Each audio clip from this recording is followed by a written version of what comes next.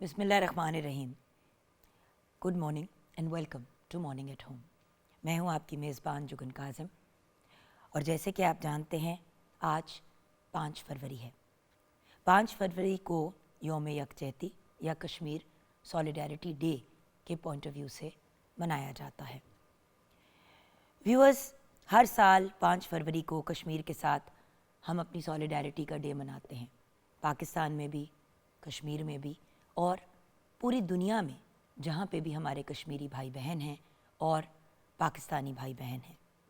لیکن یہ صرف ایک تاریخ نہیں بلکہ ایک جذبہ ہے، ایک آواز ہے جو ہر سال اٹھتی ہے اس وعدے کے ساتھ جو ہم بار بار دہراتے ہیں کہ ہم اپنے کشمیری بھائی بہنوں کے ساتھ کھڑے ہیں.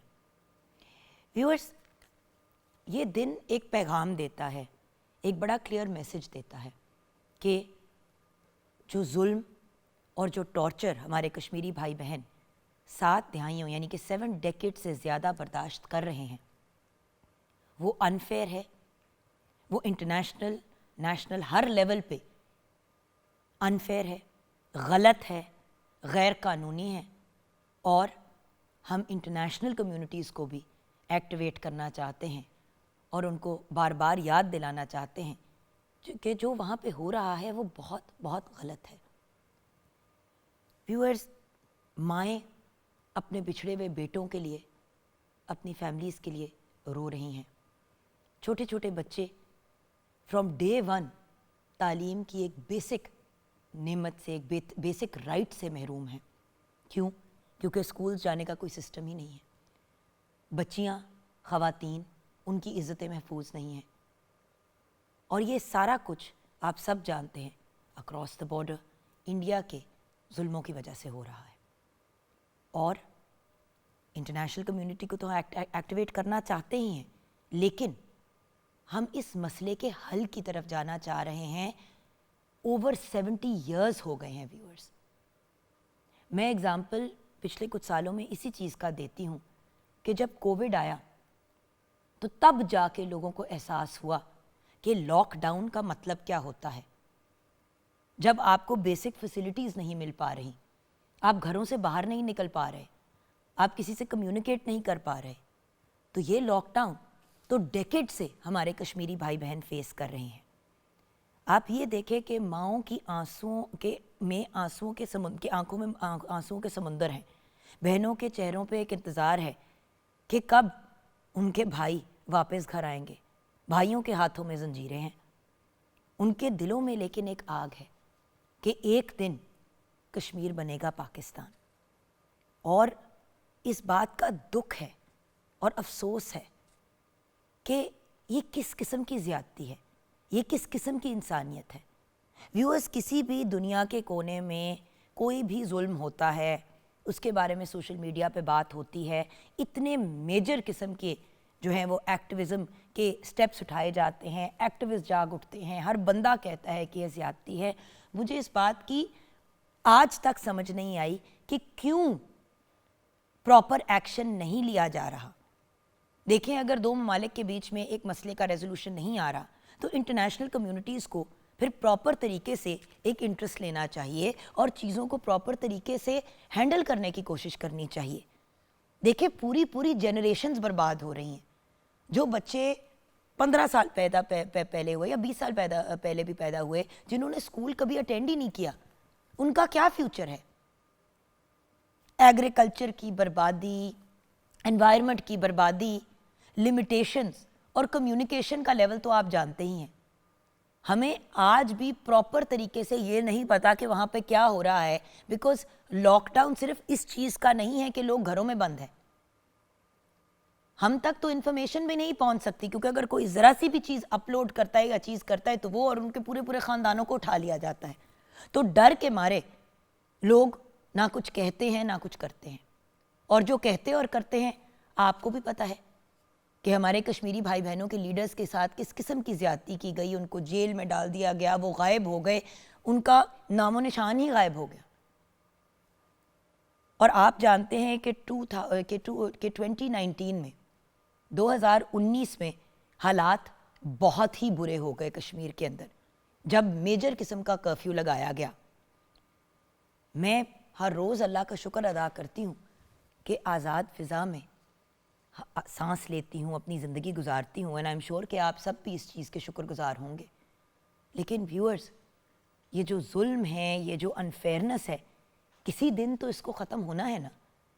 آپ سوچیں کہ آپ ایک جگہ پہ رہتے ہیں جو آپ کا وطن ہے، آپ کی مٹی ہے، وہاں پہ نہ آپ محفوظ ہیں، نہ آپ کی بہنیں محفوظ ہیں، نہ آپ کی مائیں محفوظ ہیں، نہ بچیاں محفوظ ہیں، نہ بیٹے. پیلٹ گنز والا وہ جو پورا معاملہ ایک زمانے میں ہم سب کو پتہ چلا کہ مطلب پیلٹ گن سے اٹیک کیا جا رہا ہے. اب پیلٹ گن سے کسی کی موت نہیں واقع ہوتی، لیکن جب وہ پیلٹ گن آنکھوں میں جا کے لگتی ہے تو انسان اندھا ہو جاتا ہے، اپنی آنکھوں کی بینائی کھو دیتا ہے. جسمانی نقصان تو ہوتا ہے نا ویورز. اینڈ الٹیمیٹلی اگین یہ وہ چیزیں ہیں جن کا ہمیں پتہ چل رہا ہے تھوڑا بہت، اس سے کئی گنا زیادہ اور نیکسٹ لیول کے ظلم ہو رہے ہیں جو آپ امیجن میں ہی نہیں کر سکتے. اور بیسک ہیومن رائٹس جو ہیں وہ بار بار ڈیمیج ہو رہے ہیں، اور بار بار انسان جو ہیں وہ متاثر ہو رہے ہیں. اور آپ سوچیں کہ وہاں پہ رہنے والے ہمارے بھائی بہنوں کے ذہنوں کا کیا حال ہوگا. یہ صرف جسمانی تشدد نہیں ہے، یہ ذہنی تشدد بھی ہے. کانسٹنٹ لاک ڈاؤن میں رہنا، نہ آپ اپنے ملک سے باہر نکل سکتے ہیں، نہ کوئی آپ کو ملنے آ سکتا ہے. ہمارے پاکستان میں اتنے زیادہ کشمیری بھائی بہن ہیں رہتے ہیں جن کی فیملیز وہاں پہ رہتی ہے، جن کی شکلیں انہوں نے سرے سے ہی نہیں دیکھی. پوری جنریشنز ایسی پیدا ہوئی ہیں جن کے کزنز وہاں پہ رہتے ہیں لیکن انہوں نے کبھی ان سے ملاقات تک نہیں کی. ویورز، بہت ہی ایک ہاربل سچویشن ہے. اور ہمیشہ ایک بات کہتے ہیں فرام ڈے ون اس پروگرام میں کہ کشمیر ہمارا تھا، ہمارا ہے اور ہمیشہ ہمارا رہے گا. اور ہم بولیں گے، ہم لکھیں گے، اور اس دن ہم بار بار لوگوں کو ریمائنڈ کریں گے، اور صرف آج کے دن نہیں، کانسٹنٹلی. ویورز، میں بار بار یہ بات کہتی ہوں کہ پلیز ہم لوگوں نے آواز اٹھانی ہے، اور صرف آج کے دن نہیں، کانسٹنٹلی آواز اٹھانی ہے. کیونکہ کسی نہ کسی پوائنٹ پہ، کسی نہ کسی انٹرنیشنل لیول پہ پراپر ایکشن لیا جائے گا. لیکن اگر ہم بھی چپ ہو جائیں گے تو ہمارے کشمیری بھائی بہنوں کے لیے کون آواز اٹھائے گا. یہ بات بار بار ہمارے لبوں پہ آتی ہے کہ کشمیر بنے گا پاکستان، اور کشمیر کی سپورٹ میں ہم نے کانسٹنٹلی کھڑے رہنا ہے. اور ایک لمحے کے لیے بھی اپنے کشمیری بھائی بہنوں کو نہیں بھولنا، کیونکہ ان کے دکھوں میں، ان کی تکالیف میں اور ان کے سب مسائل میں ہم ان کے ساتھ برابر کے شریک ہیں. اور اگر فزیکلی وہاں پہ نہیں ہے تو یہاں پہ جس طریقے سے بھی پاسبل ہے، چاہے اور کچھ نہیں کر سکتے تو دعا تو کر سکتے ہیں نا، اپنے سوشل میڈیا پلیٹ فارمز پہ تو آواز اٹھا سکتے ہیں نا ویورز. ایٹ لیسٹ اپنا حصہ تو ڈال سکتے ہیں، اس ظلم اور اس ٹارچر کے خلاف آواز تو اٹھا سکتے ہیں. آئیے ویورز، کچن کی طرف رخ کرتے ہیں. اگر آپ نے بھی اپنی فیلنگز اور سینٹیمنٹس شیئر کرنی ہے تو 042992000648 پہ آپ کال کر سکتے ہیں. مارننگ ایٹ ہوم ہمارا فیس بک کا پیج ہے. ہمارے ساتھ کچن میں ہیں شیف سیدہ نور حیدر. السلام علیکم. وعلیکم السلام. کیا حال ہے آپ کے؟ ٹھیک ہیں؟ اللہ کا شکر. جی شیف نور، آج کچن میں کیا بن رہا ہے؟ آج کچن میں بریڈ پوڈنگ بن رہی ہے. جی، تو اس کی انگریڈینٹس بول دوں؟ جی، ہمیں چاہیے ڈبل روٹی کے سلائس 12 سے 15، انڈے 5 عدد، باریک چینی 1 کپ، ونیلا اسینس 1 کھانے کا چمچ، دار چینی پاؤڈر آدھا چائے کا چمچ، جائفل پاؤڈر آدھا چائے کا چمچ، الائچی پاؤڈر 1 چٹکی، کریم 200 ملی گرام، دودھ 3 کپ، مکھن 100 گرام، بادام آدھا کپ، کشمش آدھا کپ، چاکلیٹ چپ 3 کھانے کے چمچ. اور اس کا جی بریڈ کا جو ہے، سب سے پہلے دودھ میں ہم تھوڑا سا نیم گرم کر لیں گے. اس میں ہم ڈالیں گے جی انڈے، چینی، اس کو وسک کر لیں گے اور اس میں میلٹ کیا ہوا ہم مکھن ڈال دیں گے. یہ ہمارا مکسچر ریڈی ہو جائے گا. بریڈ کے سلائسز ہم نے کاٹ لینے ہیں اور کاٹ کے اس کو ہم نے ڈش میں ڈالنا ہے جس میں ہم بیک کریں گے. اور پھر اس کے بعد یہ دودھ والا مکسچر ڈالیں گے ہم، اور اس کے اوپر تھوڑی سی کشمش اسپرنکل کریں گے، بادام اسپرنکل کریں گے، اور پھر اس کے اوپر ایک اور لیئر لگا کے اور اس میں دودھ ڈال دیں گے، تھوڑا تھوڑا کر کے ڈالیں گے. اور پھر بادام اور چاکلیٹ چپ اور کشمش جو ہے اسپرنکل کر کے ہم اس کو بیک کر دیں گے. اس کی ایک ساس بنے گی، کیرمل ساس. اس کے لیے جی ہمیں چاہیے مکھن 2 ٹیبل سپون، چینی 5 ٹیبل سپون، دودھ آدھا کپ، اور اس کو جو ہے ہم کریم 3/4 کپ. لو ہیٹ پہ چینی کو میلٹ کریں گے تاکہ اس کا وہ میلٹ ہو جائے، کیرمل بن جائے. اس کے بعد اس میں ساس پین کو نیچے اتار کے اس میں دودھ اور مکھن اور کریم ڈال دیں گے اور اس کو پھر 1 منٹ کے لیے پکائیں گے اور وہ ہماری جو ہے وہ ساس ریڈی ہے. جب ہمارا یہ بریڈ پوڈنگ ریڈی ہو جائے گی تو اس کے اوپر ساس ساتھ ایک رکھ دیں گے باؤل میں اور اوپر ڈیزل کر دیں گے اور سرو کر دیں گے. ہم اس کو آئس کریم کے ساتھ بھی سرو کر سکتے ہیں اور نارمل کریم کے ساتھ بھی سرو کر سکتے ہیں, کیرمل سوس کے ساتھ ہوتی ہے. Thank you so much. Viewers, یہاں پہ ہم بریک کی طرف بڑھیں گے. بریک کے بعد ہمیں جوائن کریں گے کنسلٹنٹ پیڈیاٹرک نیورولوجسٹ اور ہم بات کریں گے گلوبل ڈیولپمنٹل ڈیلے کی. یہ ایک بیماری ہے اور اس کے بارے میں ہم ڈسکشن کریں گے. اینڈ دین باقی کا ہمارا پروگرام ڈیڈیکیٹڈ ہوگا ٹو کشمیر سولیڈیرٹی ڈے, تو آپ ہمارے ساتھ رہیے گا.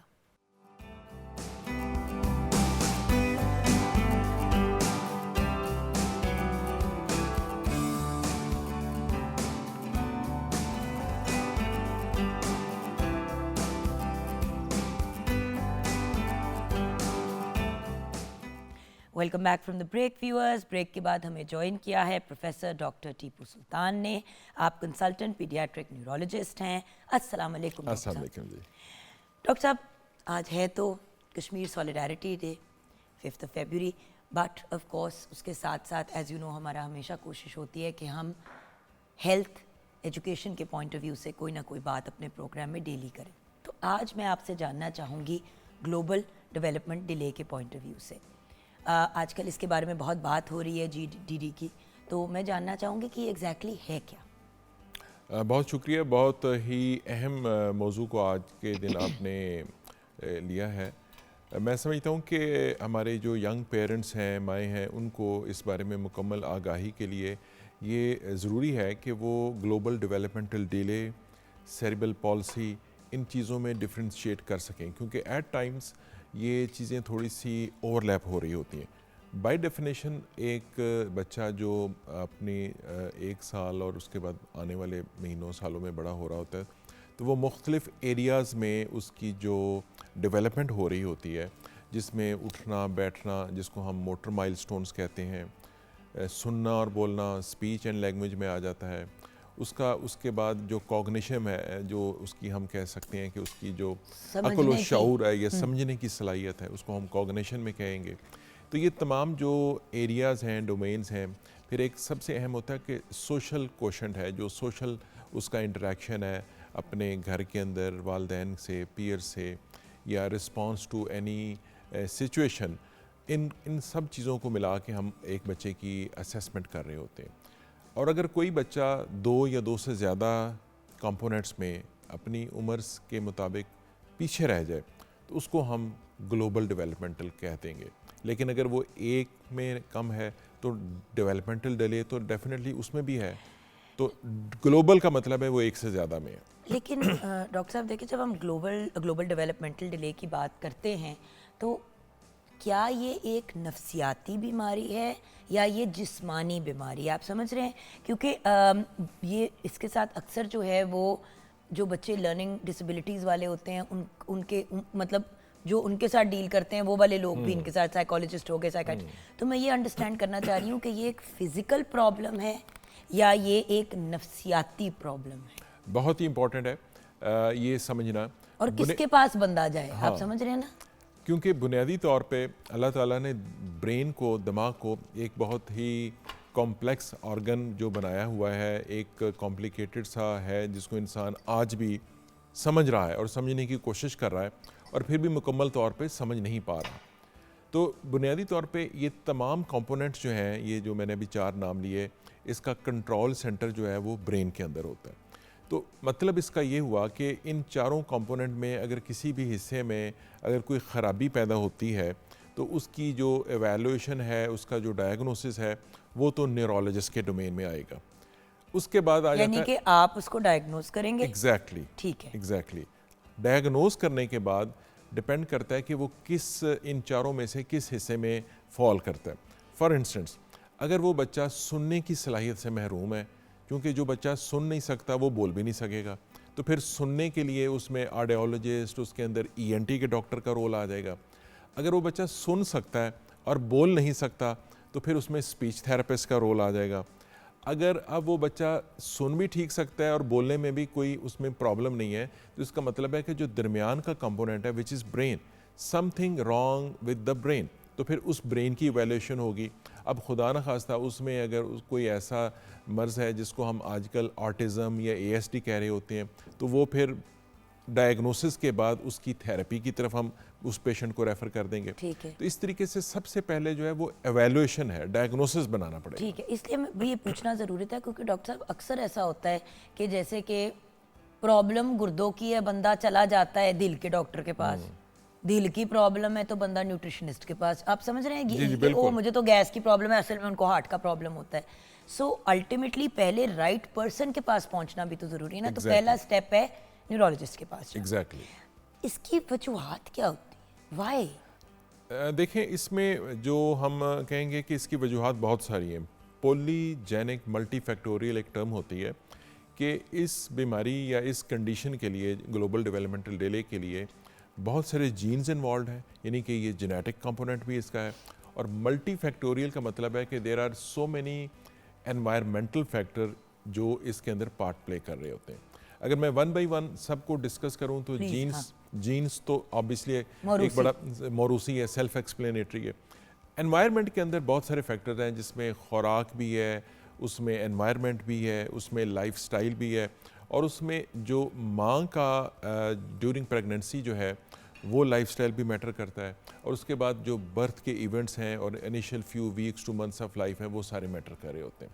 فار انسٹنس 9 مہینے کی پریگننسی میں اگر ماں کو ڈائبٹیز ہے, ماں کو ہائپر ٹینشن ہے, یا ماں کو ایک ایسا سٹریس اینزائٹی ہے جس کی وجہ سے ماں کا ہارمونل چینجز جو ہے وہ نارمل سے ڈفرینٹ ہے, اس کے جو ہارمونز ہیں وہ سٹریس ہارمونز کا لیول زیادہ ہے, تو وہ سارے ہارمونز نیچرلی بلڈ میں اور بلڈ سے وہ پلیسنٹا کے تھرو اس جو فیٹس ہے اس کو بھی متاثر کر رہے ہوں گے. آپ یہ دیکھیں ڈاکٹر صاحب, پہلے تو ان چیزوں کے بارے میں سوچا بھی نہیں جاتا تھا, سٹریس وریس کا تو کوئی عمل دخل ہی نہیں تھا نا. اور اب شکر ہے کہ پچھلے 8-10 سالوں میں یہ بات عام ہو گئی ہے کہ بھئی ماں کی صرف جسمانی نشو و نما کا خیال نہیں رکھنا, وہ عورت جو حاملہ ہے, جو پریگننٹ ہے, آپ نے اس کے ذہن کو بھی ریلیکس رکھنا ہے, کیونکہ اس کی انگزائٹیاں, اس کی ٹینشنیں, مطلب اگر وہ ایک ایسے گھر میں جہاں پہ اس کو روزی کھانا کھونا تو صحیح مل رہا ہے لیکن ماریں کھا رہی ہے, گالیاں کھا رہی ہے, اس کو ٹارچر کیا جا رہا ہے, اس کے ساتھ زیادتی ہو رہی ہے, تو اس کے اثرات بھی جو بے کوکھ میں بچہ ہے اس پہ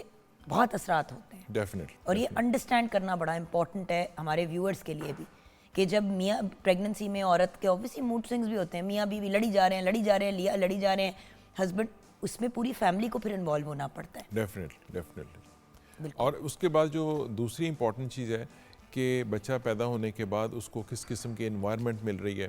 اب اگر بچے کو خوراک مناسب نہیں مل رہی, اس کا جو مائکرو نیوٹرنٹ کا کانٹینٹ ہے وہ ٹھیک نہیں ہے, یا بچے کی جو انوائرمنٹ ہے اس میں بھی سٹریس اور انزائٹی زیادہ ہے, تو یہ تمام چیزیں بچے کی بھی جو نفسیاتی صحت ہے, دماغی صحت ہے, اور ایون جسمانی صحت ہے اس پہ اثر انداز ہوتی ہیں.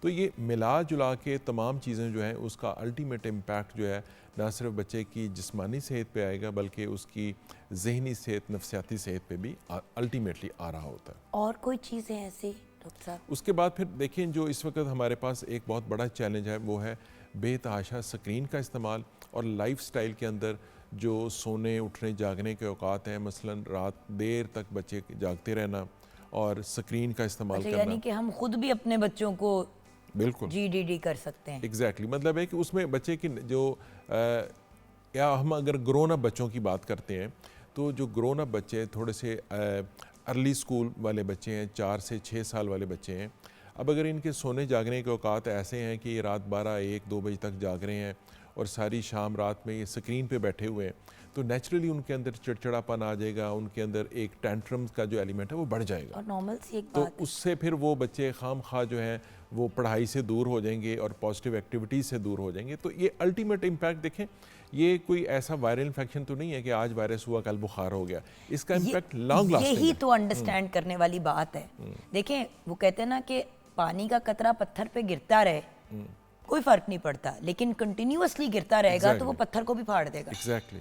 اور یہ ایک امپورٹنٹ چیز ہے انڈرسٹینڈ کرنا کہ پانی جیسی چیز جو ہمیں لگتا ہے کہ کیا جس واٹر, بٹ وہ ایک ہی جگہ پہ ایک ہی اسپاٹ پہ ایک پوائنٹ تک گرتا رہے گا, وہ اس کو ادھر بھی سوراخ ہو جائے گا. ایگزیکٹلی. بالکل.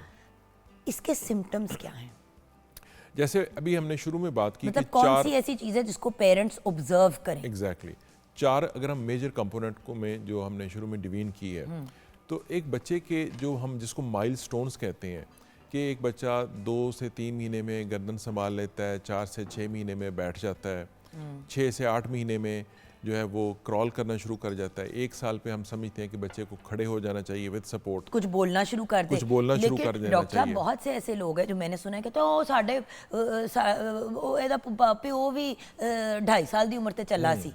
اکثر ہوتا نا کہ ہمارا اس کا باپ بھی لیٹ چلا تھا، یا وہ اس کی امی تو نے تو بولنا ہی 3 سال کی عمر پہ شروع کیا تھا. تو ان چیزوں کو چھوٹی عمروں جب 20 25 30 سال پہلے تو نارمل کنسیڈر کیا جاتا تھا کہ چلو اگر ذرا لیٹ بول پڑے تو ڈزنٹ میٹر، بولے تو. اس میں یہ سمجھتا ہوں کہ والدین کو فوراً اپنے قریبی جو ڈاکٹر ہیں یا بچوں کے ڈاکٹر ہیں، چائلڈ اسپیشلسٹ جس کو کہتے ہیں، مطلب پینک کرنے کی ضرورت نہیں ہے، رابطہ کر لینا چاہیے. پینک بالکل نہیں کرنا چاہیے، کیونکہ کہیں پہ بھی نا ایک ریڈ لائن نہیں ہے. ہم یہ سمجھتے ہیں ایک رینج ہوتی ہے، ریڈ لائن جو ہے اس رینج کا اگلا سرا ہوتا ہے. یعنی کہ اگر ایک بچہ 1.5 سال تک نہیں چل پاتا تو اس کو ہم ریڈ لائن یا ریڈ فلیگ کہیں گے. لیکن کچھ بچے 10 مہینے پہ بھی چل پڑتے ہیں، کچھ 12-14 مہینے پہ چل پڑتے ہیں. ایسے ہی کچھ بچے ذرا جلدی بول لیتے ہیں اور کچھ بچے جو ہیں ذرا دیر سے بولتے ہیں. لیکن بہرحال ہر چیز کا ایک ریڈ فلیگ ضروری ہے. ذرا میں ایک بچے جس کی لائف ہی ابھی تک 1 سال کی ہوئی ہے، اگر وہ نہیں بول رہا اور وہ 2 سال کی عمر پہ بولتا ہے تو اس نے نارمل سے ڈبل ٹائم لگایا بولنے میں، رائٹ؟ بالکل. اس کو ایکچولی 1 پہ بولنا چاہیے تھا، وہ 2 سال کی عمر پہ یا 3 سال کی عمر پہ بول رہا ہے. تو کہیں نہ کہیں کچھ نہ کچھ ہے. ایگزیکٹلی. ضروری نہیں ہے کہ وہ کوئی پرابلم ہو ایسی میجر، لیکن جاننا تو ضروری ہے. جاننا ضروری ہے. Knowing is better than not knowing. Exactly. اس کے لیے قریبی ڈاکٹر، چائلڈ اسپیشلسٹ، یا جیسے ہم نے شروع میں کہا کہ نیورولوجسٹ، کسی ایک ڈاکٹر سے جہاں پہ جو بھی اویلیبل ہو رابطہ کرنا اور سمجھنا یا ایک انیشیل بیسک ایویلیوشن کروا لینا ضروری ہے. اچھا ڈاکٹر صاحب، بریک کی طرف بڑھتے ہیں. بریک کے بعد 2 بڑے میجر سوال ہیں. ایک کہ کیا آپ نے ویسے کہا کہ جیسے کہ آٹزم، تو کیا ہم GDD کو آٹزم بھی کہہ سکتے ہیں؟ تو یہ بھی میں آپ سے بریک کے بعد جاننا چاہتی ہوں. اور دوسری بات، اس کی تشخیص کیسے کی جاتی ہے؟ کیا اس کے کوئی بلڈ ٹیسٹ ہیں، کیا کچھ اور چیزیں، MRI، کیا ایسا ہوتا ہے جس سے آپ کو ایکچولی پتہ چلتا ہے؟ بیکاز جیسے آٹزم میں بھی کہتے ہیں کہ کوئی ایکچوئل ٹیسٹس نہیں ہیں، آپ کے نفسیاتی ٹیسٹ ہوتے ہیں لیکن کوئی جسمانی ٹیسٹ اس طرح کے. سو یہ بھی ہم آپ سے گائیڈنس لینا چاہیں گے کہ کیسے پتہ کریں، کنفرم کیسے کریں، کیونکہ بات تو پھر وہ آ جاتی ہے نا کہ کوئی سائنٹیفک ایویڈنس نہیں ہے، ڈاکٹر جو کہے گا اس پہ یقین کریں. تو ماں باپ کے دل تو نہیں مانتے نا پھر ان چیزوں کے اوپر. تو ہاؤ، یہ ہم جانیں گے بریک کے بعد.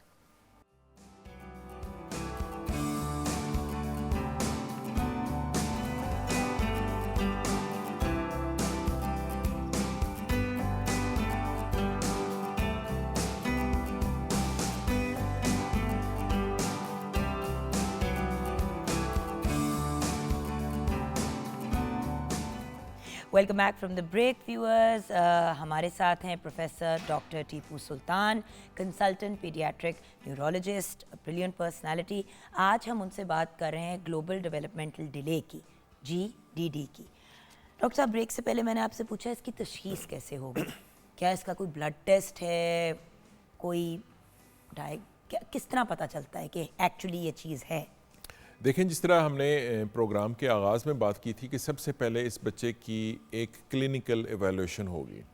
جب ہم کلینکل ایویلویشن کریں گے تو ہمیں یہ معلوم ہوگا کہ بچہ پریسائزلی آؤٹ آف دی 4 جو ہم نے براڈلی ڈیوائڈ کیے تھے ایریاز، اس میں سے کس ایریے میں بچہ کمزور ہے یا پیچھے ہے. پھر depending upon the area involved ہم اس کا ایک پلان بنا سکتے ہیں کہ ہمیں کس حصے کو دیکھنا ہے، whether it's ear, whether it's brain, whether it's something else. اب اگر ایک بچہ موٹر مائل سٹونز میں کمزور ہے فار انسٹنس، تو ہو سکتا ہے ہمیں اس میں اس کا برین دیکھنے کی ضرورت پڑے، کیونکہ شروع کے دنوں میں یعنی کہ ارلی انفینسی میں اگر برین متاثر ہوتا ہے یا ڈیورنگ پریگننسی برین متاثر ہوتا ہے تو اس کی وجہ سے بچے کے جو موٹر مائل سٹونز ہیں وہ پیچھے رہ سکتے ہیں، کمزور ہو سکتے ہیں، جس کو ہم عام زبان میں سیریبل پالسی کہتے ہیں، سی پی کہتے ہیں. اب سی پی جو ہے بیسیکلی انٹرا یوٹرائن یعنی کہ ڈیورنگ پریگننسی یا امیجیٹلی آفٹر برتھ برین کی انجری کی وجہ سے بچے کے موٹر مائل سٹون جو ہیں وہ ویک رہ سکتے ہیں. اب دیکھیں نا، اس کو تو آپ ڈائگنوز کر سکتے ہیں ایگزیکٹلی، بیکاز وہاں پہ کچھ ڈیمیج ہے، لیکن بہت سے ایسے GDD کی چیزیں ہیں جو برین میں نظر نہیں آئیں گی. اس میں MRI نارمل آئے گا، وہ جینیٹک ہو سکتا ہے، اس میں جین کے ٹیسٹ کی ضرورت پڑ سکتی ہے. لیکن جی ڈی ڈی کا بیسیکلی جو ایک سب سے پہلی ایویلویشن یا ڈائگنوسس ہے دیٹ از کلینکل. اگر جو بچوں کا ڈاکٹر یا نیورولوجسٹ یا ایون جنرل پریکٹیشنر ایک اچھی ہسٹری لینے کے بعد بچے کو ایگزامن کرتے ہیں جب سب سے پہلے, تو اس ایویلویشن کے اندر بچے کا جو ایک میجر کمپوننٹ ہے وہ ہم ڈیفائن کر سکتے ہیں. تو میں سمجھتا ہوں کہ یہ وہ کنڈیشن ہے کہ جس کے اندر سب سے اہم جو ہے وہ ہسٹری اور ایگزامینیشن ہے. اس کے بعد بے شمار بچے ایسے ہیں جس میں کسی بھی ٹیسٹ کی ضرورت نہیں پڑتی. فار ایگزامپل اگر ایک بچہ جو ہے وہ انٹلیکچوئل ڈسیبلٹی کا شکار ہے, وہ پڑھائی میں کمزور ہے, تو پڑھائی میں کمزور بچے کے لیے کوئی کسی قسم کا سکین جو ہے وہ ہیلپ آؤٹ نہیں کر رہا ہوگا. ایک بچہ جو ہے وہ سوشلی اپنی ایج اپروپریٹ بیہیویئر نہیں ہے اس کا, جس کو ہم آٹزم کہہ سکتے ہیں یا اے ڈی ایچ ڈی یا اے ایس ڈی کے نام سے جانتے ہیں, اس میں بھی کوئی برین کا سکین جو ہے وہ ہیلپ فل نہیں ہوتا. بٹ بہت سے لوگ کنفیوز کر دیتے ہیں جی ڈی ڈی کو آٹزم کے ساتھ, بٹ یہ آٹزم جے ڈی ڈی کا حصہ ہے, رائٹ؟ مطلب جیسے کہ 5-6 چیزیں آتی ہیں جے ڈی ڈی میں سے, تو وہ ان میں سے ایک ہے, وہ جے ڈی ڈی نہیں ہے. ایگزیکٹلی. اوکے. بیسیکلی دیکھیں جو برین ہے, جس طرح ہم نے بتایا کہ کمپلیکس آرگن بہت کیونکہ ساری چیزیں آٹزم کو بھی کنٹرول آپ کرتا ہے, ڈائگنوز کلینکلی کرتے ہیں. کلینکلی کرتے ہیں, بالکل. پھر اس طریقے سے ان تمام بچوں میں جو جی ڈی ڈی کے بچے ہیں یا برین جن کا متاثر ہے, آٹزم کے ہیں یا سیریبرل پالسی کے, ان میں ایپیلیپسی بھی ہو سکتی ہے. اچھا ڈاکٹر صاحب, کیا ڈاؤن سنڈروم بھی اس میں آتا ہے کہ نہیں؟ دیکھیں ڈاؤن سنڈروم کے بچے جو ہیں وہ بھی ایک جینیٹک ڈس آرڈر ہے. وہ بچے جو ہیں وہ بھی تھوڑے سے اپنی عمر میں پیچھے ہو سکتے ہیں, مائل سٹون میں پیچھے ہو سکتے ہیں, لیکن ان کا ایک مخصوص قسم کی اپیرنس ہوتی ہے, فیشیل اپیرنس ہوتی ہے, جس کی وجہ سے وہ بھی ہم کلینکلی ڈائگنوز کر لیتے ہیں. جینیٹک ٹیسٹنگ صرف ہمیں اس کی فردر پرسین کے لیے ریکوائرڈ ہوتی ہے. اچھا, میں بڑی بیسک باتیں کہوں گی, کیا یہ ایک سے دوسرے بچے کو لگ سکتا ہے؟ یعنی کہ اگر ایک بچے کو جے ڈی ڈی ہے گھر میں تو باقی بچوں کو بھی ہو جائے گا؟ نہیں, یہ لگنے والی بیماری بالکل نہیں ہے, لیکن ایک گھر میں ایک سے زیادہ بچے کو ہو سکتا ہے. لیکن ایک گھر میں ایک سے زیادہ بچے ہو سکتے ہیں because of its genetic origin. Second, یہ بھی ایک بات آج کل ہم پڑھ رہے ہیں کہ لوگ کہہ رہے ہیں کہ ویکسینز اور کچھ دوائیاں ایسی ہوتی ہیں ان سے جی ڈی ڈی ہو جاتا ہے. نہیں, یہ دیکھیں یہ ایک بہت پرانا ہائپوتھیسس تھا, پرابلی 90s کا, ایگزیکٹلی ایم ایم آر کا 90s کا ایک تھا, لیکن یہ اسی وقت یہ ریجیکٹ ہو گیا تھا چونکہ اس میں کوئی کاز اینڈ افیکٹ ریلیشن شپ ثابت نہیں تھا ہوا, تو بالکل بھی ویکسین کے ساتھ اس کا تعلق نہیں. اچھا ڈاکٹر صاحب, اب یہ بتا دیجئے ایک دفعہ پھر سے, کیونکہ آپ نے پہلے بھی یہ بات کی, بٹ اس کا کوئی علاج ہے؟ کیا کوئی انسان جے ڈی ڈی سے 100% صحت یاب ہو سکتا ہے یا اس سے نکل سکتا ہے 100%؟ بہت اہم سوال ہے, کیونکہ یہ ہر والدین کی خواہش ہوتی ہے یہ جاننا. کیونکہ دیکھیں نا, اب ڈائبٹیز ہوتی ہے, جب ٹائپ 1 ہوتی ہے تو ماں باپ یہی کہتے ہیں ہم اس کو ختم نہیں کر سکتے, پھر بہت جب کھجور تو یہ وہ کرتے ہیں, جبکہ آپ کو بھی پتہ ہے اور مجھے بھی پتہ ہے کہ ٹائپ 1 ڈائبٹیز کا کوئی علاج نہیں ہے. اس کو آپ نے مینیج کرنا ہے ساری زندگی, اور اس کا صرف ایک ہی علاج ہے, وہ انسولین جو آپ نے ریگولر لگانی ہے. ٹائپ 2 ہاں ریورسبل ہے, ختم بھی ہو سکتی ہے, بٹ اس میں بہت زیادہ مینجمنٹ ہوتی ہے اور رائٹ ٹائم پہ پکڑنا ہوتا ہے. تو کیا جے ڈی ڈی کے کیس میں بھی ایسا ہوتا ہے؟ ایگزیکٹلی, جس طرح ابھی آپ نے جو آخری جو 2-3 الفاظ بولے نا, رائٹ ٹائم پہ, تو دیکھیں ٹائم بہت اہم ہوتا ہے. اب اگر ایک بچہ ڈیلے ہے, ہمیں پہلے 4-6 مہینے میں یا سال 1.5 سال میں پتہ چل گیا ہے, اور ہم نے اس کی جو ڈائگنوسس ہے وہ بھی کر لی ہے, وجہ بھی جان لی ہے, اور اپروپریٹ جو تھیراپیز ہیں یا جو بھی اس کا علاج ہے وہ شروع کر دیا. فار ایگزامپل اگر سننے والا معاملہ ہے تو اس کی اسپیچ تھیراپی ہو گئی ہے, اگر اس کے سننے میں کوئی رکاوٹ ہے تو کوئی ہیئرنگ ایڈ لگ گئی ہے, تو پہلے تشخیص اور پھر علاج اپروپریٹلی. اس کے بعد بے شمار بچے جو ہیں وہ 100% ٹھیک ہو سکتے ہیں, اور بے شمار بچے جو ہیں وہ بہت اچھے ٹھیک ہو جاتے ہیں. Hardly there are few children, میں یہ نہیں کہوں گا کہ 100% بچے 100% ٹھیک ہوتے ہیں, لیکن میجارٹی آف بچے وہ بہت زیادہ بہتر ہو جاتے ہیں, وہ ٹھیک ہو جاتے ہیں, وہ 100% بھی ٹھیک ہو جاتے ہیں. لیکن ڈپینڈ کرتا ہے انڈر لائنگ جو ڈس آرڈر ہے, انڈر لائنگ جو لین ہے یا انجری ہے, اور اپروپریٹلی جو اس کی تھیراپی شروع کر دی جائے. کیونکہ بات یہ نا کہ دیکھیں جو بچہ فار ایگزامپل 1 سال کی عمر پہ نہیں بولا, اگر اس کو اسی ٹائم پہ آپ اسپیچ تھراپسٹ کے پاس لے جاتے ہیں تو بہت زیادہ چانسز ہے کہ وہ بچہ بول پڑے گا, یا اس کو وہ مینیج کر لیں گے. اب ایک بچے کو آپ 8 سال کی عمر پہ لے کے جا رہے ہیں جس نے سرے سے ہی نہیں سیکھا, اس کے لیے زیادہ مشکل ہوگا, اور بڑی دفعہ پھر ایسے بچے ہکلاتے بھی ہیں اور ان کو بولنے میں پرابلم ہوتی ہے. جس گھر میں کسی بچے کو جے ڈی ڈی ہے یا کسی شخص کو ہے, اس کے ساتھ دوسرے گھر والوں کا کیا رد عمل ہونا چاہیے؟ فیملی کی اس میں کتنی کو وہ ہونی چاہیے, کیونکہ بہت سے لوگ پھر ایسے بچوں کو گھر سے بھی نہیں باہر نکالتے. یہ بہت ضروری ہے. فیملی سپورٹ دیکھیں, اور اگر گھر باہر کا انٹریکشن دونوں چیزوں فیملی سپورٹ کا مطلب یہ ہے کہ گھر کے اندر بھی اس کو مکمل جو ہے وہ اونرشپ بھی ملے, رہنمائی بھی ملے پیرنٹس کی طرف سے, اگر جوائنٹ فیملی ہے گرینڈ پیرنٹس, باقی گھر میں جو لوگ رہتے ہیں وہ بھی, اور بچے بھی. اور ایٹ دا سیم ٹائم یہ بچہ گھر کی جو سماجی تقاریب ہیں گھر سے باہر گھر کے اندر, کیونکہ جس طرح بھی آپ نے اشارہ کیا کہ بعض دفعہ ایسے بچوں کو ان تقاریب میں شامل نہیں ہونے دیا جاتا, ان کو دور رکھا جاتا ہے. لوگ گھر سے باہر ہی نہیں لے کے گھر سے باہر نہیں لے کے جا نکلتے. رہے. جیسے کہیں اگر فار ایگزامپل گھر کی بات کریں, مطلب جیسے کہیں ماں شاپنگ تک جا رہی ہے تو بچے کے پاس کسی کو بٹھا جائے گی, ساتھ نہیں لے کے جائے گی ایک ایج کے بعد. یار لوگ دیکھیں گے, بولیں گے, گھوریں گے, کیونکہ کچھ بچوں کی فزیکل چیزیں بھی نظر آ رہی ہوتی ہیں, فزیکل ڈفرینس, کچھ بچوں سے کا بیہیویئر تھوڑا سا مختلف ہوتا ہے.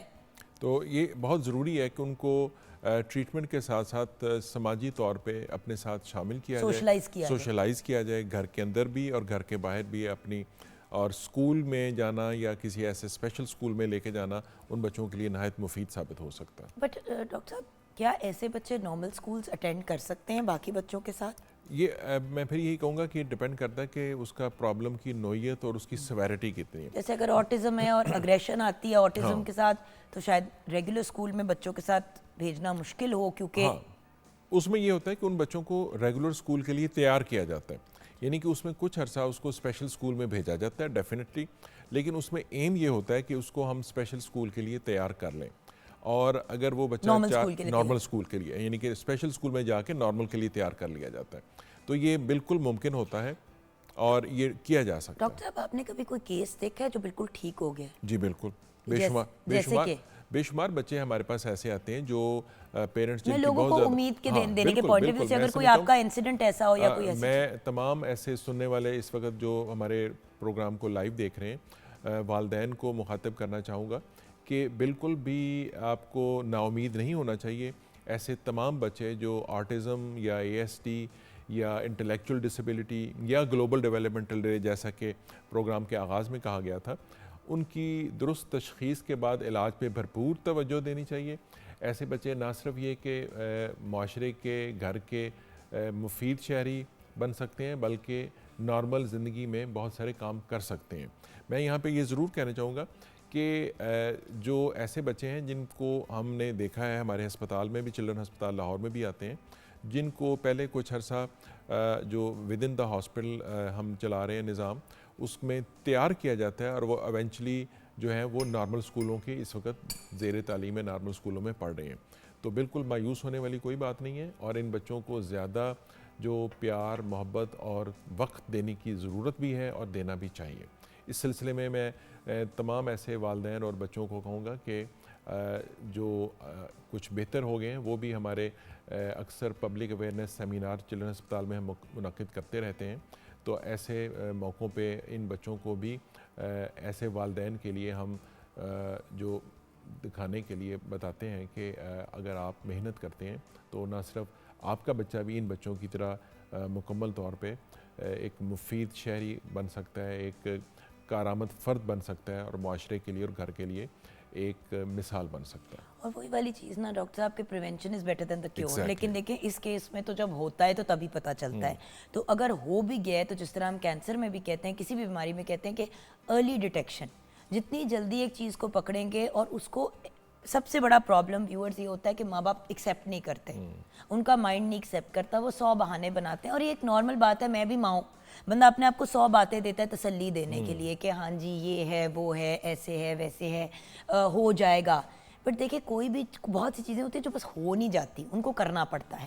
سو ہمیں کوشش کرنی چاہیے کہ اپنے بچوں کی مینٹل ہیلتھ, ان کی جسمانی ہیلتھ, ان کی سب چیزوں کو پازیٹیو طریقے سے آگے لے جانے کے لیے اگر کوئی کبھی ایشو آتا ہے تو اس کو ہیڈ آن ڈیل کریں, رائٹ ٹائم پہ ڈیل کریں, تاکہ ایسے بچے جو ہیں جیسے کہ آپ نے کہا فنکشنل ممبرز آف سوسائٹی بن سکیں, ایک نارمل زندگی گزار سکیں اور نارمل لوگوں کے ساتھ اٹھ بیٹھ سکیں. اور بہت سے ایسے کیسز ہیں کہ GD کے جن بچوں کو ہوتا ہے وہ آگے جا کے بالکل ایک نارمل لائف جی رہے ہوتے ہیں, اور نہ ان کو احساس ہوتا ہے کہ کبھی ان کو گلوبل ڈیولپمنٹل ڈیلے تھا, اور نہ ہی ماں باپ کو یاد بھی رہتا ہے. بٹ اگین رائٹ ٹائم پہ چیز کو پکڑیں گے تو اس کا نام و نشان ختم ہو جائے گا. لیٹر سٹیج پہ پکڑیں گے اتنا ہی مشکل ہوگا وہاں سے ریکوری یا نارملائز کرنے میں. اینڈ ویورز, اگر ایک چیز ایگزسٹ کرتی ہے, یہ پریٹینڈ کرنا کہ وہ نہیں ہے, اس سے چیز نہیں جاتی, جس کو ہم آسٹرچ اپروچ کہتے ہیں. کہ اکثر ایسا ہوتا ہے کہ آسٹرچ جب کوئی طوفان یا کوئی چیز ہے تو زمین میں سر ڈال دیتا ہے, طوفان تو پھر بھی آنا ہے, تو اس کو ہینڈل کرنا is always a better option. Thank you so much doctor صاحب. ویورز, یہاں پہ ہم بریک کی طرف جائیں گے. بریک کے بعد جب واپس آئیں گے تو 5 فیبروری کی مناسبت سے کشمیر سالیڈیرٹی ڈے کے پوائنٹ آف ویو سے بات چیت کریں گے.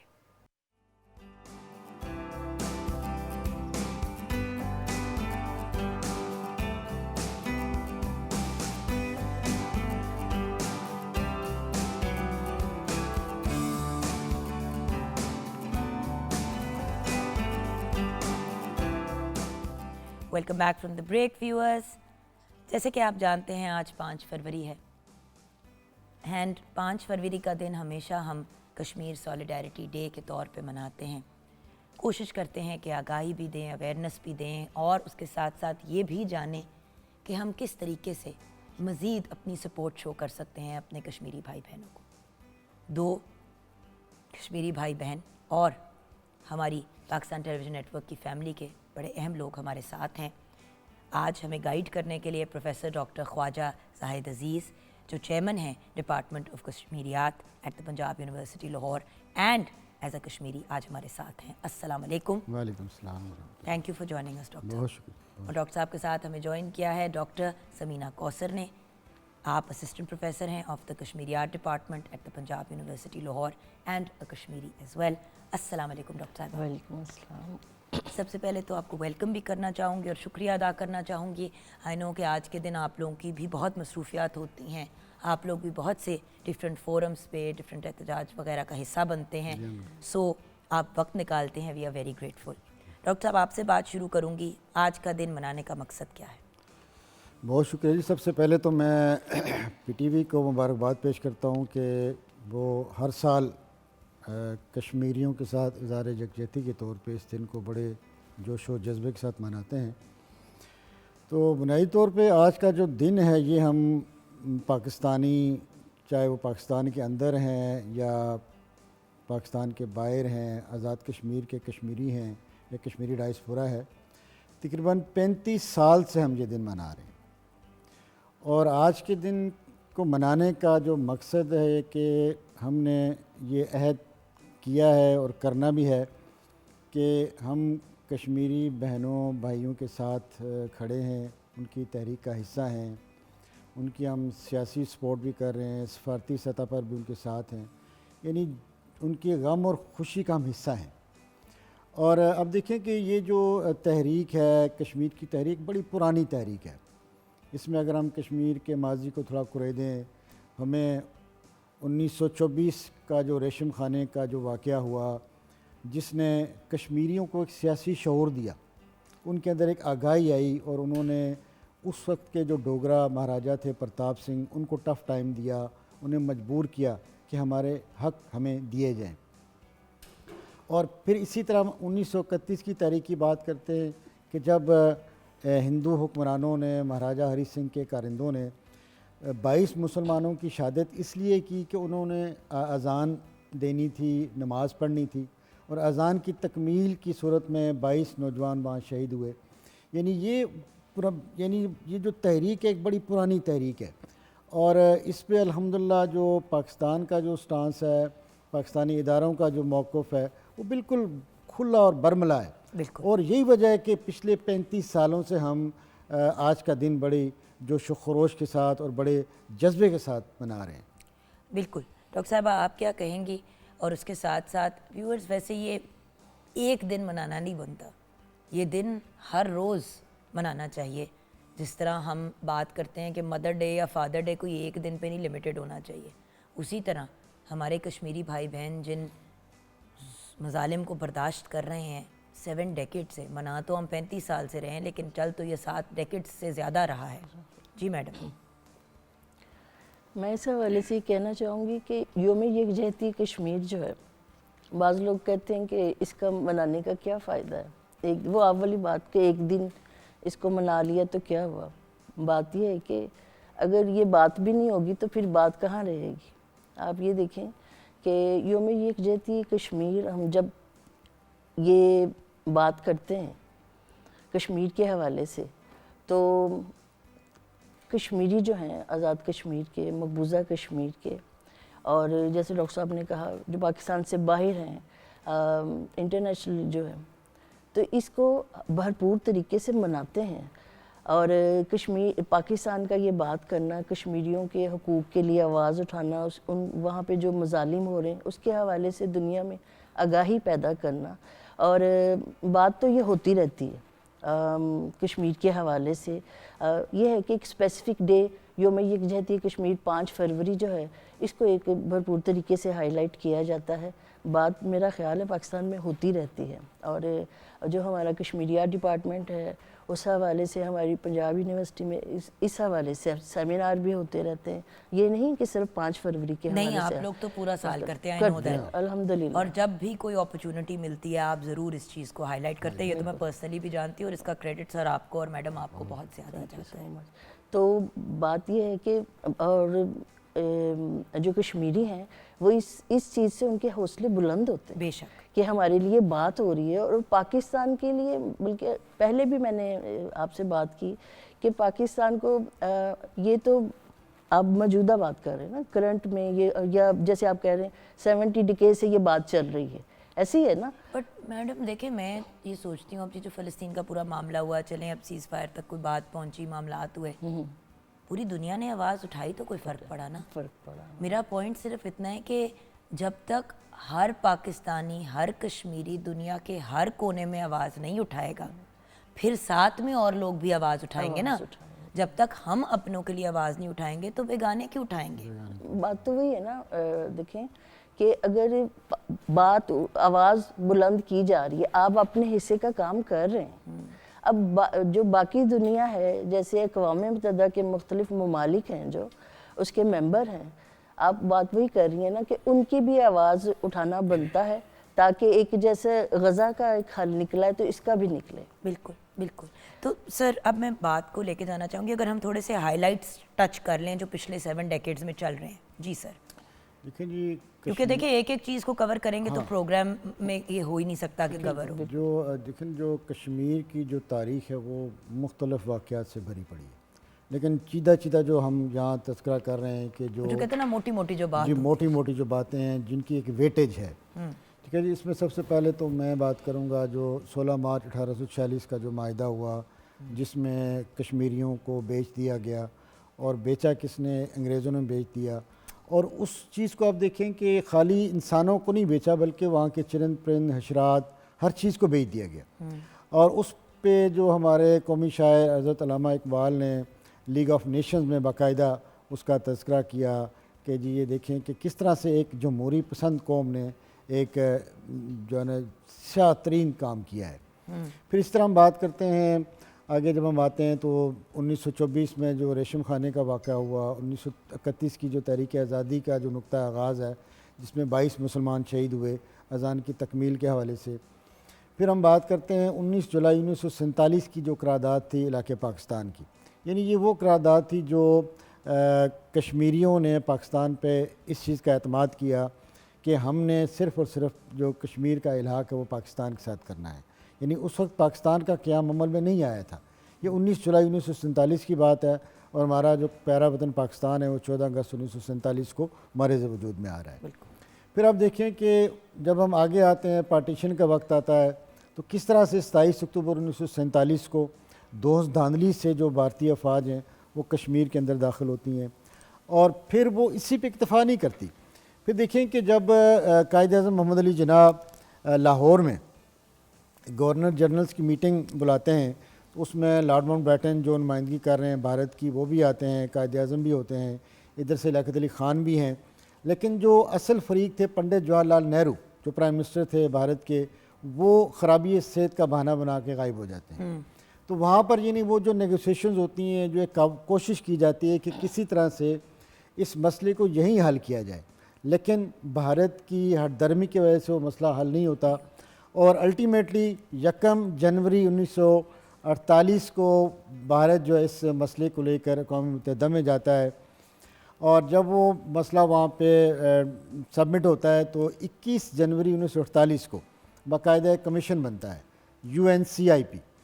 وہ کمیشن جب سارے فیکٹس فائنڈنگ دیکھتا ہے تو وہ یہ ڈیسیژن دیتا ہے جی کہ بھارت کا یہ جو موقف ہے یہ غلط ہے، کہ اگر پاکستان کی طرف سے کوئی دراندازی ہوئی ہے تو غلط آپ نے بھی کیا ہے، تو اس لیے فوری طور پہ اس موقف کو رد کیا جاتا ہے۔ تو بھارت بجائے اس کے کہ اس ڈیسیژن کو ایکسیپٹ کرتا، فوراً وہ جنگ بندی کی طرف آتا ہے۔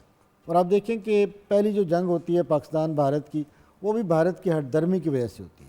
بالکل 1948 کی جو جنگ ہے، یعنی اس وقت تک ہم 3 جنگیں لڑ چکے ہیں بھارت کے ساتھ اس مسئلے کے اوپر، 65 کی، 71 کی۔ اور آپ دیکھیں کہ 1948 کی جنگ بندی کے لیے پھر UNCIP کا جو کردار رہا ہے، اس میں جو پہلی اس کی قرارداد ہے 13 اگست 1948 کی، اور خاص کر کے جو دوسری قرارداد ہے اس کا میں بار بار ذکر کرتا ہوں، 5 جنوری 1949 کی، یہ وہ قرارداد ہے جس میں پاکستان اور بھارت دونوں متفق ہوئے کہ ہم نے کشمیریوں کو حق خود ارادیت دینا ہے، اور کس طرح دینا ہے کہ باقاعدہ رائے شماری کے ذریعے۔ پاکستان تو اب بھی اسی موقف پہ کھڑا ہے، لیکن بھارت اب پھر اس سے پیچھے چلا گیا ہے۔ پھر آپ آگے آ جائیں، 2019 کا جو اقدام تھا کہ ایک وہ ریاست جس کو اسپیشل سٹیٹس دیا گیا، باقاعدہ اسے بھارتی آئین کا حصہ بنایا گیا، ان آرٹیکلز کو ایبروگیٹ کر کے وہاں کی جو ڈیموگرافی چینج کی گئی، وہاں کے کلچر پہ اٹیک کیا گیا، وہاں کی جو زبان ہے آپ دیکھیں اس کو ختم کیا گیا۔ بالکل۔ یعنی قومی زبان اردو وہاں کی جو 1925 سے چل رہی تھی، اس کو ختم کر کے وہاں پر ہندی کو نافذ عمل کیا گیا۔ لیکن سر آپ تو بات کر رہے ہیں کہ یہ ہوا، میڈم آپ کو بھی پتہ ہے کہ جو خواتین اور بچوں کے ساتھ کیا جا رہا ہے، ہندی تو تب پڑھائی جائے گی نا اگر بچے اسکول جائیں گے، تو بچے تو اسکول نہیں جا سکتے۔ بچے اسکول نہیں جا سکتے، اور دوسرا یہ ہے کہ جب آپ نے لینگویج چینج کر دی، اس کا جو رسم الخط ہے وہ بدل دیا، مطلب تو آپ یہ دیکھیں اردو اور ہندی میں اتنا فرق ہے بالکل کہ ہمیں نہیں سمجھ زمین آتی کہ کیا آسمان کا لکھا۔ فرق ہے، بالکل۔ آپ اس کا it might sound the same, لیکن دکھنے میں تو وہ اور آپ بالکل دیکھیں اس کا ایک خاص اس کا ریلیشن تھا نا، چونکہ پاکستان کے اندر جو قومی زبان ہے، سرکاری زبان اردو ہے، وہاں بھی یہ یعنی کہ قلبی رشتے تھے جان کے جن کو ختم کرنے کی کوشش اس کی کو جا رہی ختم کرنے کے لیے انہوں نے یہ اردو کے ساتھ یہ جو سٹیپ اٹھایا ہے۔ تو بات یہ ہے کہ اگر انہوں نے یہ سٹیپ اٹھایا تو کیا لوگوں کے دلوں سے پاکستان کی محبت ختم ہو گئی؟ وہ کبھی بھی نہیں ہو سکتی۔ پر یہ ہے کہ اس وجہ سے جو بات آپ کی کہ بچے اسکول جائیں گے، وہ پڑھیں گے، آپ یقین کریں کہ اب جو کشمیر میں جو نئی پوت چھوٹے بچے آ رہے ہیں تو ان کا پاکستان کی وجہ سے اردو میں زیادہ انٹرسٹ آ گیا نا، اردو بولنا ان کو زیادہ اچھا لگتا ہے۔ آپ یہ دیکھیں کہ آپ کہتے ہیں کہ پاکستان کے ساتھ کچھ نہیں ہے، بقول انڈینز کے، تو پر آپ لوگوں کی دلوں سے محبت کیسے ختم کریں گے؟ جو نئی نسل آ رہی ہے، بہت چھوٹے بچے ہیں۔ اچھا، اس کے ساتھ ساتھ میڈم جو خواتین کے ساتھ معاملات ہیں، وہاں پہ کوئی عورت اپنے آپ کو، کوئی مسلمان عورت اپنے آپ کو سیف نہیں فیل کرتی۔ کیسے میڈم، کیسے فیل کریں گے؟ کیسے سیف فیل کریں گے؟ اب کمپیریزن کرتے ہیں، اب ہم ایک ایسی میڈم دنیا میں رہ رہے ہیں جہاں پہ آپ لوگ خود یونیورسٹیز کے ہیڈ آف ڈپارٹمنٹس ہیں، آپ لوگوں کو پتہ ہے کہ کوئی لڑکی سے کوئی لڑکا غلط طریقے سے بھی بات کرتا ہے، ذرا سی اونچ نیچ کرتا ہے، تو آپ کو پتہ ہے اس کے خلاف ایکشن لے لیا جاتا ہے، اس کو ہراسمنٹ کہا جاتا ہے۔ تو جو وہاں پہ ہو رہا ہے اس کو ہم کیا بلائیں؟ مطلب ایک نارمل دنیا کے اندر کیا ٹریجیکٹری چل رہی ہے؟ پہلے تو تھا نا پاکستان میں ان چیزوں کو نوٹ نہیں کیا جاتا تھا، اب آپ عورت کی طرف ایکسٹرا گھورتے بھی ہیں تو آپ کو بلا لیا جاتا ہے کہ بھائی کیا مسئلہ ہے؟ 15 لوگ فون کرتے تھے پولیس کو کہ جی ہمیں ہراس کیا جا رہا ہے، یہ ہماری طرف گھور رہے ہیں، تو وہاں پہ کسی چیز کی حیا نہیں کی جا رہی۔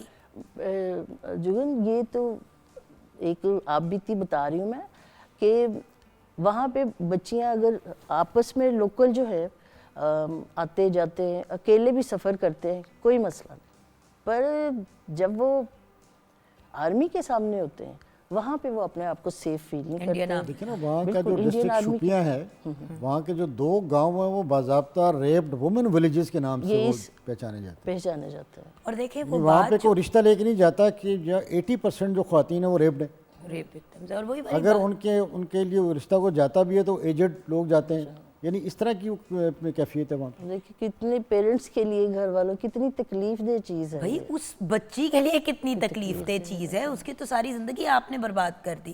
بات دیکھیں, ہم ریپ وکٹم کو کبھی بھی نہیں بلیم کرتے, ہم کبھی بھی نہیں کہ اس بیچاری کی تو کوئی غلطی نہیں تھی, کوئی غلطی. اور بلا وجہ ایک اس کے ساتھ اس طرح کا معاملہ ہو گیا. ویورز, یہ باتیں ہم کہتے ہوئے کتراتے ہیں, تو جو ایکسپیرینس کر رہے ہیں اور جو ایسے ماحول میں اور ایسی انوائرمنٹ میں رہ رہے ہیں, لوگوں کے گھروں میں بیٹی پیدا ہوتی ہے تو وہاں پہ سوگ ہوتا ہے, بیٹا پیدا ہوتا ہے تو سوگ ہوتا ہے کہ بچہ پیدا ہو گیا, پتہ نہیں ہمارے منڈے کو چک کے لے جائیں گے یا ہماری بچی کا ریپ کر دیں گے.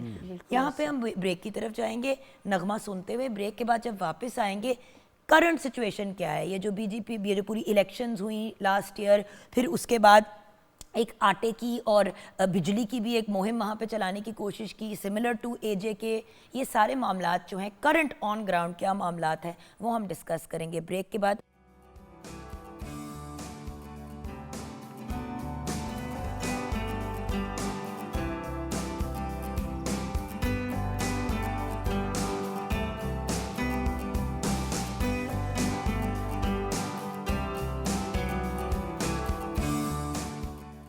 Viewers, welcome back from the break. آج Kashmir day, Kashmir solidarity day کے پوائنٹ آف ویو سے بات کرنے کے لیے ہمارے ساتھ ہے پروفیسر ڈاکٹر خواجہ زاہد عزیز اور ڈاکٹر سمینہ کوثر.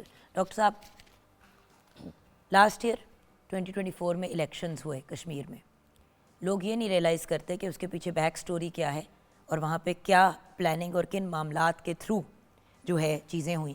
بی جے پی کے بڑے ہی نیگیٹو پلانز تھے اور بہت ہی گھنونا ایک ان کا ایک پورا پرسپیکٹو تھا جس طریقے سے وہ چیزیں لے کے جا رہے تھے, جس میں اللہ کا شکر ہے وہ کامیاب تو نہیں ہوئے, لیکن آپ وہ ہمیں بتا دیں تو بہت امیزنگ ہو جائے گا. دیکھیں جی, یہ جو 2019 کا جو ایکٹ تھا آرٹیکلز کی ایبروگیشن کا, اس کے بعد انہوں نے یہ کیا کہ جموں کشمیر آرگنائزیشن ایکٹ کے تحت یہ جو مقبوضہ جموں کشمیر ہے اسے غیر قانونی طور پر ہندوستان میں ضم کر دیا. اب جب بھارتی سپریم کورٹ کا یہ آرڈر آیا جی کہ آپ فوری طور پہ وہاں پہ الیکشن کروائیں, تو انہوں نے یہ لاسٹ 24 میں جب الیکشن کروائے تو جو بھارتی جنتا پارٹی تھی, ظاہر بات ہے انہوں نے بھی اپنے امیدوار وہاں پہ لانے تھے ویلی کے اندر. ان کو جتوانے کے لیے انہوں نے کچھ 4-5 سٹیپس اٹھائے الیکشن سے پہلے کہ اگر ان میں ہم کامیاب ہو گئے تو الیکشن ہمارے ہاتھ میں ہے. تو اس میں سب سے پہلا کام انہوں نے یہ کیا کہ ایک تو ظاہر بات ہے جب یہ ایبروگیشن ہوا 35A کا اور اس کے تحت وہاں پہ جو ڈومیسائل کی پالیسی چینج ہوئی, غیر ریاستی باشندوں کو ڈومیسائل جاری کیے گئے.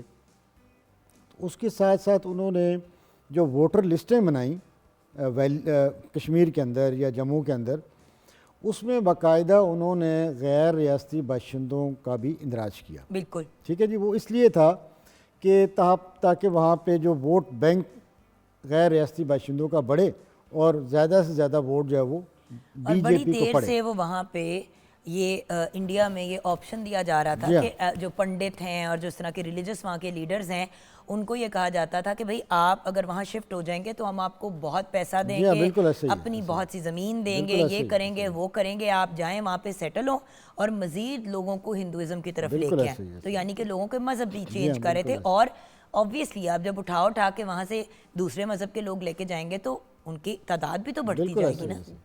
اچھا, پھر دوسرا سٹیپ انہوں نے یہ لیا کہ جو اسمبلی کی نشستیں تھیں بغیر ووٹرز کے اور آبادی کے تناسب کو بالکل پس پشت رکھ کے انہوں نے وہ بھی بڑھا دی. یعنی جموں کو انہوں نے زیادہ ویٹیج دیا, ویلی کو انہوں نے کم ویٹیج دیا. ان کے ذہن میں یہ تھا کہ میں بھی اس سے بھی رزلٹس پہ کوئی نہ کوئی امپیکٹ پڑے گا. اچھا, اس کے بعد انہوں نے جو تیسرا بڑا کام یہ کیا کہ انہوں نے کچھ لوگ تیار کیے جنہوں نے وہاں پر نئی سیاسی جماعتیں بنائیں. یعنی ان سیاسی جماعتوں کا کشمیر کے اندر پہلے سے کوئی وجود نہیں تھا. ظاہر بات ہے وہ گنی چنی 2-3 جماعتیں تھیں جیسے نیشنل کانفرنس ہے یا پیپل ڈیموکریٹک پارٹی جو ہے, اور اس کا اصل مقصد یہ تھا کہ ان دونوں پارٹیوں کا ووٹ توڑا جائے اور ان کا جب ووٹ ٹوٹے گا تو اس کا الٹیمیٹلی جو فائدہ ہوگا وہ بھارتیہ جنتا پارٹی کو ہوگا اور وہ پھر اپنی کولیشن جماعتوں کے ساتھ مل کے وہاں پہ گورنمنٹ بنا لے گی. وہ بھی ان کا منصوبہ فلاپ ہو گیا۔ اچھا اس کے بعد انہوں نے ایک انجینئر رشید جو ہے اس کو انہوں نے رہا کیا، جو کشمیری ہے، اور اس کو باقاعدہ انہوں نے پورا لانچ کیا، اس کے پیچھے پیسہ لگایا اس کی جماعت کے پیچھے کہ شاید وہ بھی وہاں پہ کوئی اپنا رول پلے کرے گی، لیکن وہ بھی اس میں ناکام رہا، صرف اس نے ایک سیٹ وہاں پہ لی ہے ان الیکشنز کے بعد۔ اور پھر ایک جو بڑا میجر سٹیپ یہ تھا کہ جو وہاں کا جو لیفٹننٹ گورنر ہے اس کو اختیار دے دیا 5 اسمبلی کی نشستوں کا، کہ وہ جس کو چاہے وہاں پر اپنے 5 نمائندے وہاں بٹھا دے۔ یعنی یہ ایسی فیورز تھی بھارتیہ جنتا پارٹی کے لیے کہ وہ پورے ہوپ فل تھے کہ ہمیں ہر حال میں ہم نے الیکشن ون کر جانا اور گورنمنٹ ہماری ہوگی۔ لیکن جب رزلٹ ہوا، الیکشن ہوا 3 مراحل میں، 3 سٹیپس میں یہ الیکشن ہوا ہے، اور وہ بڑے اوور ہاں کانفیڈنٹ جی، تھے۔ جموں اور کشمیر کے اندر، کیونکہ لداخ کی اسمبلی تو انہوں نے ختم کر دی ہوئی ہے، اور صرف جموں اور کشمیر کے اندر 3 مراحل میں یہ الیکشن ہوا، اور الیکشن کے جب نتائج آئے Bharatiya Janata party totally zero, اور انجینئر رشید کی پارٹی جس کا انہیں بڑا پر امید تھے جی کہ شاید یہ بہت ایک سیٹ صرف ایک سیٹ اس نے وہاں سے لی ہے، ٹھیک ہے جی۔ اب نیشنل کانفرنس کو جو ووٹ ملا وہ کس بیس پہ ملا کہ جی نیشنل کانفرنس کا یہ نعرہ تھا جی کہ ہم نے 2019 سے پہلے والا جو سٹیٹس ہے اس کو ہم نے بحال کرنا ہے۔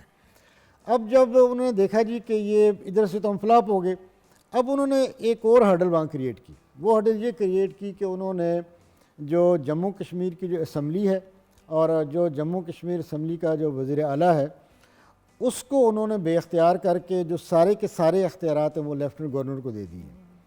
اب مثال کے طور پہ اگر کوئی مالیاتی امور کی کوئی اجازت لینی ہے یا منظوری لینی ہے تو اس کے لیے جو اسمبلی ہے یا وزیر اعلیٰ ہے وہ صرف ووٹ کاسٹ کر سکتا ہے، ڈسکشن میں حصہ لے سکتا ہے، لیکن اس کی اپروول نہیں دے سکتا۔ اس کی اپروول دینی ہے لیفٹننٹ گورنر نے، یا پھر وہ اس کو آگے پاسن کرے گا پریزیڈنٹ کی طرف۔ پھر اسی طرح اگر وہاں کی اسمبلی کوئی قانون پاس کرتی ہے تو وہ جو لیفٹننٹ گورنر ہے وہ اس قانون کو روک سکتا ہے یا آگے بھارتی صدر کو پاس کر سکتا ہے۔ اور اسی طرح جو ایڈمنسٹریشن ہے، جو سول بیوروکریسی ہے، اینٹی کرپشن ہے، مالیات ہے، یہ سارے کے سارے ادارے انہوں نے لیفٹننٹ گورنر کے انڈر کر دیے۔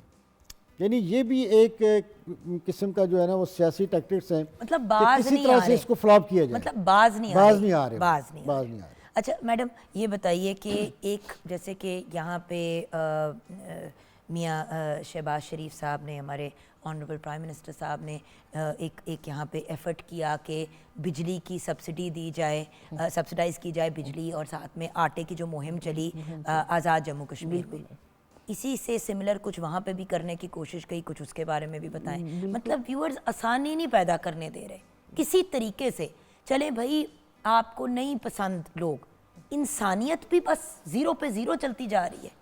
جی میڈم، بات تو وہی ہے جگن کہ اگر وہ کہتے ہیں کہ کشمیری ہمارے ساتھ رہیں اور ہمارے لیے ان کے دلوں میں محبت کوئی نہیں ہے، تو بات یہ ہے کہ انہی اقدامات سے آپ نے محبت بحال کرنی ہے نا۔ اگر آزاد کشمیر میں اس طرح کی جیسے آپ نے آٹے اور بجلی کے حوالے سے کہا، ایک عوام کی طرف سے ایک آیا رد عمل، تو وزیر اعظم جو پاکستان شہباز شریف صاحب، انہوں نے فوراً اس کا نوٹس لیا اور اس کا حل دیا، بالکل ٹھیک ہے، جس کی وجہ سے چیزیں سیٹل ہو گئیں۔ اب ان کی ایڈوائس تھی، اسٹرکٹلی انہوں نے ایڈوائس کیا کہ آزاد کشمیر کے جو لوگوں کی جو ڈیمانڈ ہے پانی بجلی کے حوالے سے، ان کے ریٹس جس طرح وہ ڈیمانڈ کر رہے ہیں بالکل وہ دیے جائیں، اور آٹے پہ جس طرح جی بی کے اندر سبسڈی دی جا رہی ہے اسی پیٹرن پہ اسی پیٹرن پہ۔ اب دیکھیں کہ یہی والا معاملہ وہاں بھی ہوا ہے آکوپائڈ کشمیر میں، کہ وہاں پہ باقاعدہ بجلی کے نرخوں کے حوالے سے احتجاج کیا گیا، چونکہ لوڈ شیڈنگ کے بڑے مسائل چل رہے ہیں، وولٹیج کا بڑا مسئلہ ہے وہاں پہ۔ جب لوگ باہر نکلے ان کے ذہن میں تھا شاید یہ اسی طرح جس طرح آزاد کشمیر کے اندر یہ معاملہ ہوا تو انہیں چیزیں مل گئیں، وہ جب باہر نکلے تو 9 لاکھ فوج وادی میں بیٹھی ہوئی ہے، وہ سارا کا سارا انہوں نے وہاں کچل دیا، سارا کچھ دیا۔ جب اس طرح کے اقدامات کریں گے تو مجھے بتائیں کہ پھر یوم یکجہتی کشمیر انہوں نے پاکستان کے ساتھ ہی منانا ہے نا کشمیریوں نے، پھر ہندوستان کے ساتھ تو پھر کشمیری بھائی بھی کہتے ہیں نا کشمیر بنے گا پاکستان، پاکستان انہوں نے بڑی تو سمپل بات ہے ویورز، اگر ان کو اکراس دا بارڈر لگ رہا ہوتا بالکل کہ دیکھیں جب کہ کہنے کو اس طرح سے فائنینشلی انڈیا زیادہ ہم سے مضبوط ہے, اسٹرانگ ہے بالکل. دیکھیں اسٹرانگ ہے, اور انہوں نے اپنے نیٹ ورک دیکھیں, جگہ بھی تو بڑی ہے نا, فیسلٹیز بھی تو انہوں نے ساری لے لی تھی نا. جب انڈیا اور پاکستان کی پارٹیشن ہوئی تھی تو سب سے زیادہ فیسلٹیز تو انہوں نے لے لی, کبھی پانی روک دیتے ہیں, کبھی کچھ کرتے ہیں, کبھی کچھ کرتے ہیں. سو دا پوائنٹ پھر از, آپ دیکھیں نا کہ سارے کا سارا جو کشمیر کا جو زر مبادلہ وہ لے رہے ہیں نا, اور اسی لیے لکڑی کا لے کشمیری رہے ہیں, اون ہی نہیں کرتے ادھر. شال بافی کا لے رہے ہیں, اور جب باقی سے چیزیں لابھ لے رہے ہیں. کشمیر میں بیٹھے ہوئے ہندو کشمیر کو نہیں کنیکٹ کرنا چاہتے انڈیا سے. ایون وہاں پہ ہندو بیٹھے ہوئے کہتے ہیں کہ بھائی پاکستان قابل قبول ہے, یہاں پہ بڑی زیادتی ہو رہی ہے. کروڑوں روپیہ وہ کما رہے ہیں کشمیر سے, ڈرائی فروٹ کی مد میں کما رہے ہیں, کشمیر کے کوزین کی مد میں کما رہے ہیں, کشمیر کی یہ پروڈکٹس کی ٹورزم اتنا بڑا, وہ انڈیا ہی لے رہا ہے نا. امر ناتھ یاترا نہیں مان جتنا اس کے وہ ان کا ہے. سو اب فائنلی ہم اپنے ویورز کو پیغام کیا دینا چاہتے ہیں؟ میڈم آپ سے سٹارٹ کریں گے. بات یہ ہے کہ کشمیریوں کے لیے بھی ایک, اور ایک ہم لوگوں کے لیے بھی, کہ وہ کہتا ہے کہ بندگی, کشمیر کا ایک شاعر ہیں عبدالاحد آزاد, یہ جو ڈاکٹر صاحب نے ذکر کیا تھا 31 جولائی کا جو واقعہ تھا جس میں 22 لوگوں نے شہادت کی, تو اس وقت جو اس میں اپنی عوام میں انہوں نے اپنی شاعری کے ذریعے ایک تحریک پیدا کی, بندگی منز روزن بوڑ عذاب آن انقلاب انقلاب انقلاب. وہ کہتا ہے کہ غلامی میں رہنا کسی عذاب سے کم نہیں ہے, تو اس کے لیے جب تک انقلاب, اب تمہیں انقلاب لانا پڑے گا, انقلاب, اور انقلاب سے ہی اس میں. اور میرا خیال ہے کہ وہ صورتحال آج بھی ہے, اور آج بھی کشمیری اگر اس وقت اپنے آپ کو انہوں نے روک لیا, اور کوئی جسے کہتے ہیں ریزسٹنس, جو ایک مزاحمت کا عمل چل رہا ہے, اگر انہوں نے اس کو کم کیا یا اس کو روک دیا تو وہ ان کے لیے ایک موت کے برابر ہے. بالکل. اور بحیثیت ہم لوگ جو کشمیری ہیں یا پاکستانی ہیں, ہم ان کی یہ مدد کر سکتے ہیں کہ جب وہ اس طرح کے وہاں پہ جو بھی ہے, تو ان کے لیے مورلی اور ہر طرح سے سپورٹ, میرا خیال ہے جسے آپ کہیں گے سفارتی. جی سر, فائنلی اس میں دیکھیں جی, فائنلی تو جس پہ دونوں ممالک متفق ہیں کہ UNCIP کی جو دوسری قرارداد ہے 5 جنوری 1949 کی, اس پہ پاکستان بھی راضی ہے, انڈیا بھی راضی ہے, کہ یہ طے ہوا تھا جی کہ کشمیر کا جو مسئلہ ہے وہ کشمیریوں کو حق خود ارادیت ہم نے دینا ہے, رائے شماری کے ذریعے دینا ہے. اور پاکستان الحمدللہ آج بھی اپنے اس موقف پہ قائم دائم ہے, اور اس کی پوری اسٹرگل کر رہا ہے ہر فورم پہ, چاہے وہ سفارتی محاذ ہو, چاہے وہ سیاسی محاذ ہو, کوئی بھی کسی بھی محاذ پہ پاکستان کا ہمیشہ ہی سانس رہا ہے. اور اب دیکھیں کہ اس دن کو خاص کر کے جو 5 جنوری 1949 کی جو قرارداد ہے, ہر سال پاکستان میں بیرون ملک جو ہمارا ڈائسپورا ہے آزاد کشمیر کے اندر, اس کو منانے کا مقصد اور غرض و غائد یہی ہوتی ہے کہ یہ عالمی دنیا کو یہ باور کرانا, بھارت کو یہ یاد دہانی دینا ہے کہ آپ نے اس وقت ڈیسائیڈ کیا تھا, آپ ایگریڈ تھے کہ اس مسئلے کا حل صرف اور صرف رائے شماری ہے, اور حق خود ارادی ہم نے کشمیریوں کو دینا ہے. آپ کا بہت بہت شکریہ آج ہمیں جوائن کرنے کے لیے. اور ویورز, اسی سلوگن کے ساتھ آج کے شو کو کنکلوڈ کریں گے کہ انشاءاللہ انشاءاللہ انشاءاللہ کشمیر بنے گا پاکستان.